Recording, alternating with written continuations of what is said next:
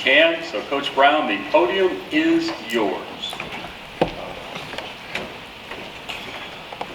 Good afternoon. Appreciate the opportunity of being here. For me, I'm just extremely thankful and blessed to have the opportunity of leading our program this year. Excited about the new leaders that we have on our football team. The chance they get to show their leadership, to build our team, just to be able to build trust, to build the culture of Dart, and just show that we truly committed to it, that we care, and that we trust each other. So it's going to be big for us this year. Very thankful to just be in this conference, right? For me, it's a conference of quarterbacks. For us, having the opportunity right now of having two really good quarterbacks, right? Having a chance to compete, that means a lot to us. A bunch of preeminent players throughout this conference that are truly good and that can play on our football team and amongst the other teams. I think that we probably have the strongest non-conference schedule in the country, and being able to have that, being able to compete week in and week out, you'll just see a conference full of competitive guys, competitive coaches. I think we have some of the better coaches in the conference that we get an opportunity to compete against, and I'm happy to just be the man that has a chance to lead this program out this season, to see what we can do, right? To show guys that we'll be here to compete and to play some physical, tough football. Coach, thank you. We will start our microphones. We will go first row to your left, and why don't we just get our first two questions from there, please. Dan Tortora, wakeupcalldt.com. How are you, Coach? I'm doing well. How about yourself? Doing very well. You mentioned it in the open there that you have two quarterbacks willing to compete here in the fall. Just what you saw with Steve Angeli and why you wanted to bring him in, and then Ricky Collins Jr., what this could be like for the fall to push this team as they push each other. I thought he's been a leader since he was in high school. He's done a good job getting a chance to follow him a little bit there. And then let's be realistic. I think when he got a chance to play in that bowl game last year, he did a good job and led them to a victory.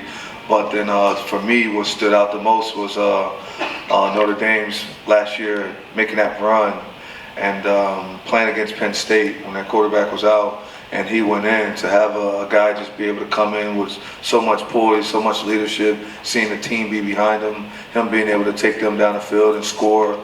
I felt like that led to that spark that they needed for them to be able to go along and win that game, and being able to go and compete in a national championship. So, I want champions on our football team, but for us, it's competitive all over, all right? No one's safe, right? For us, everybody's competing to play at every single position. We have guys that can compete to play. So, if you decide not to compete that day, you might not be in the position you're in that day, the next day. Joe Bombo, Athlon Sports, right here. Coach, I was just wondering, last year's passing success with quarterback Kyle McCord, some believe that it was a product of him as a quarterback. I'm asking, is that the system that you plan to run moving forward, or was that just a product of who we had at quarterback at that time? I think it was a mixture of both. I think he was really well. I think it is the system, but I can't take away from how good he is, the decisions that he made, the leadership that he's shown day in and day out throughout that program. Kyle McCord came and he set records for the ACC that have never been done. He's done that. He set records at the school at Syracuse, which have Hall of Famers that came there and played quarterback. So to say that it wasn't Kyle, that would be weird to not say that. So definitely it was Kyle. But if you go back and you check who Jeff Nixon is and what he's been doing for a long time, when he was at Baylor, the same system, the same thing went well and did a good job. When he had an opportunity of taking over, being the offensive coordinator for the Carolina Panthers, the same thing happened, and he did a good job during his time. And Jeff was a well sought out guy this offseason. A lot of people wanted him to come in that program and being able to do it. I think we kind of out-recruited those guys a little bit, and he's been able to stay with us. So I think we have a really good offensive coordinator, and we have a really good offensive staff. Then we added some other pieces to come in to be able to help us add on to that, with the Josh Gaddis being able to be on our staff now. We still have Mike Johnson, who's been a coordinator in the NFL. You got Nunzio Campanelli, who's been a coordinator. So we have Jeff Nixon, who I think is the brains of the operation.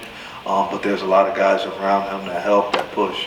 All the way down to a QC that can help us as young guys. So it's just what we do as a whole. It goes back to the beginning. I think that we're all committed, we care, we trust each other. So when you got a group of men playing like that, you just see family, right?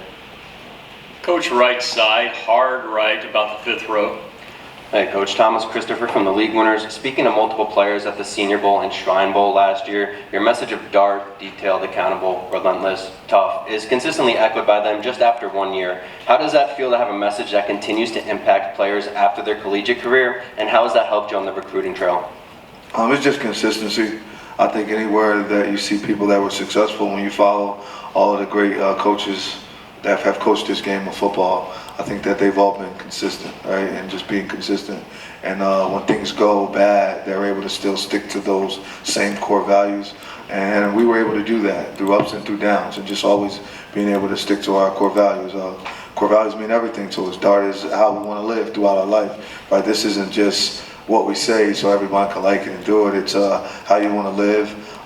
If you're detailed, if you're accountable, relentless, and tough as a father, I think your wife will be pretty happy, right? I think your children will follow you. So you want to take these core values and be able to use them in life, and you can also use them in your faith, right?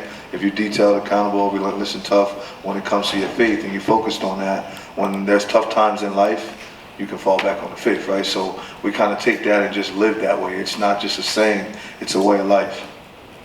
Coach, left side, third row, almost to the wall. Katrina Sacken, Sports and Culture Media. Coach, how are you? I'm blessed. How about yourself? Good. You won the Steve Spurrier First Year Coach of the Year award and led Syracuse to 10 wins for the first time in 6 years.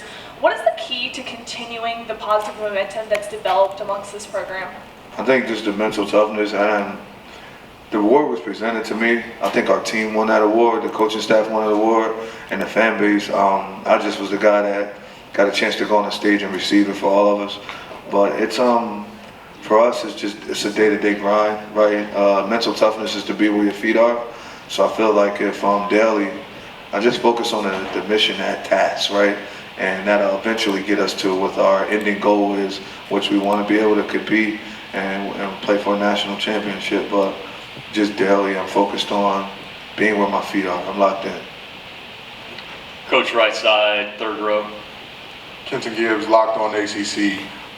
First thing first, how is Jamie's Trimble's progression and development been as he's expected to replace a definite dynamic playmaker in Aronde Gaston? And you talked about, keeping your wife and kids happy. Is the winners get washed thing still a thing with you as well, or is that something that's kind of going by the wayside?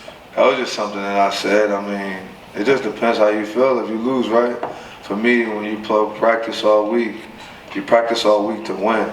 You don't practice to lose. So when you lose, if you're okay with that, you know how they be like, well, as long as you did everything you could, you shouldn't worry about it. That's BS. I don't live by that, right? You lose, like you took a piece of like what I was working on that. So that means a lot. Jamie's doing a really good job, but Aronde will be replaced by Dan Villari and then a bunch of other guys, right? So Dan's the guy that's going to step up into that role and be able to play that role, and he's working. I mean, Aronde is a guy, right? Aronde will never just be replaced by one person, but we feel when it comes to the work ethic, the mindset, the ability to make guys miss, to run after the catch, a lot of, like we think Dan Villari is the guy to step into that role and be able to do that, but he'll just also be assist, right? We think Jamie's doing a hell of a job. He's working his butt off. Anytime you see guys working at practice, you'll catch Dan and them together, right? So like they're doing a real good job together of being able to go and replace him. But Aronde will probably start in the NFL this year, so you just don't replace that guy with one person. But if we got to go off of who leads that room now, who's a leader on our offense, it's Dan Villari that's doing that. But Jamie's doing an outstanding job, and I think you guys will like the roles that you see him in this year when you watch him play a little bit of football. He'll be moving all over the field. Let's go back to Dan in the front row, right in front of you. Fran, you speak on DART, detailed, accountable, relentless, and tough, and then your faith as well. Just the importance of not just saying these things, but living them every single day in the building of the foundational pillars of what the culture is at Syracuse football today, tomorrow, and the next day. Yeah, I mean, like faith is everything. That's why I'm standing here, right? Because of my, for me, it's my religion first, right? It's the man above that I push, and I think when you're trying to do that and you're trying to teach men that and teach young men that, they got to have a foundation, right? Because at some point, all of us in here are career women and men, and we're working extremely hard. But at some point, it was extremely hard for you guys, right? And you may have made a couple phone calls, and some people gave you the motivation that, yeah, I keep doing it, I can do it. But for me, it's nothing like that word, nothing like being able to just trust in something that you can't see, right? That's the faith, that's the trust, the belief. And I just think that they see that I live that, right? And you ask them, that's every day, right? It's not a recruiting pitch, or it's not just different things. Like, that's who I am, because when I went through my trials and tribulations, it wasn't someone else that got me out of it. It was the word, right? It was just seeing those stories and seeing things in the Bible that happened hundreds of years ago that was going on now in my own life. So I'm like, well, if they went through it, then maybe if I focus and I lock in and I read these stories, I don't got to make the same mistakes, right? So it's just trying to be able to help them be the best fathers, the best husbands, the best community men that they can be. And the best example I can show it is by walking it daily. Coach, right side, 6th row, right in the middle. Hey Coach, how excited is the team with playing a big game against Tennessee in the opener in Atlanta? We're blessed to be able to play in such a prestigious venue, right? Against a blue blood of college football. They've been doing well for years, right? Got a cousin that played there that watch, and just, all the way back to Reggie White. So we get a chance to go and play against Tennessee. We're thankful. We're just thankful to be able to play in that venue. We're extremely happy to get the chance to go and play against Tennessee. They do a real good job. So our team's excited. We're thankful, but the main thing's the main thing. We're trying to focus on, like today, being able to, they're back there, they want to focus on the skull session, right? And then they want to focus on the workout that they'll have today. So that way we can be ready for that big stage, right? I mentioned something to a coach when he was leaving to go with another program. He felt like that was a big stage, a big program. And I told him, I said MFer, but I was like, stages are created by the people on, like, you put the work in and it'll come to you.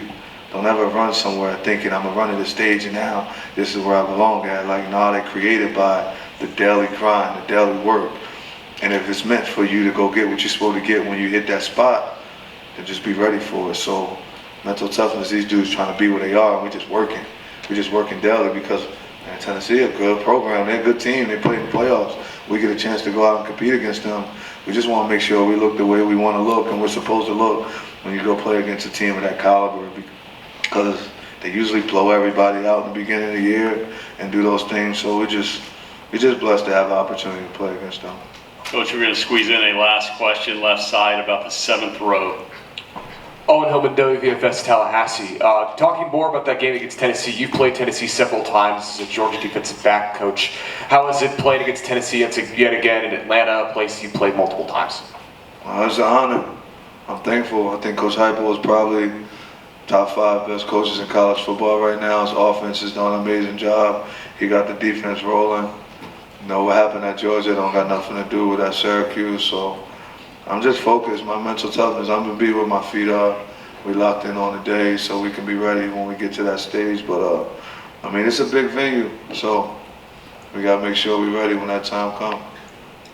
Coach, thank you. You and Barry can switch spots. Appreciate We'll that. spend time with Barry.